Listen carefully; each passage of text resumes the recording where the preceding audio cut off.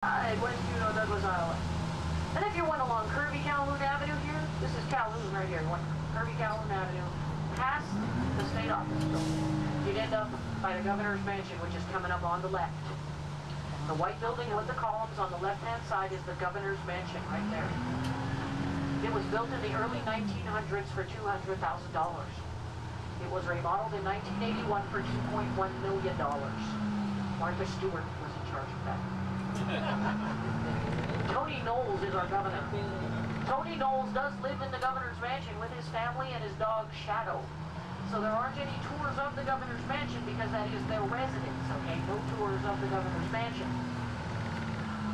Tony is a former short order cook from Los Anchorage and a Democrat. Shadow, the dog, is a black lab. Top of the hill on the right here, these houses are actually on a former cemetery. The Juneau Cemetery used to be there on the right on that hill, but back at the turn of the century, they were digging a hole to bury a body. While they were digging that hole, they found gold. So they dug up all the bodies that were there and moved them down the hill to the current location of the Juneau Cemetery. As I come down this hill and cross over the bridge, we'll cross over historic Gold Creek.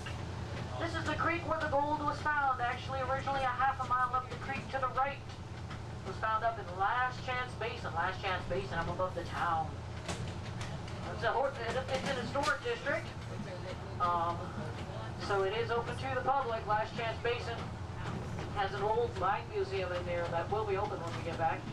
And a big old Snow yard right there that just sold for $239,000. There's one around the corner. There's a gray one right there around the corner over there. $258,000 for that one. Just in case you're looking, okay? In case you're interested. So Juneau and Harris are interested, or came over here looking for the gold. They were hired. They operated for 57 years. Largest gold mine in the world in its time. It pulled over 8,000 tons of ore out of the mountain every day. AJ and all the mines here operated 24 hours a day, 7th is road and airport, stuff like that.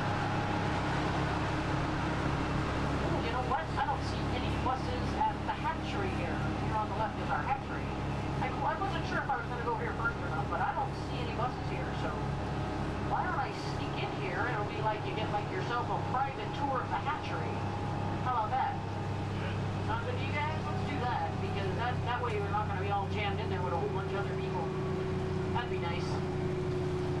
So, yeah, after all, I have driven